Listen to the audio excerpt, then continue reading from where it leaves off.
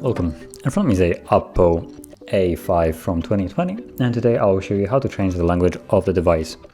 So to get started, you want to go into the settings, and if you're doing that while your device is already in a language that, for instance, you don't understand, just follow the icons that I'm pressing. So settings is a gear icon, as you can see right here, or something that's supposed to resemble a gear icon. And then let's scroll down to language and region, which is an icon with an A, as you can see right here. And from here you have the two options, region and language. So you want to choose language, which is the bottom option, tap on it, and then find the language that you wish to choose it to. So I'm not going to go too crazy. I'm, for instance, going to change it from English United States to let's say New Zealand.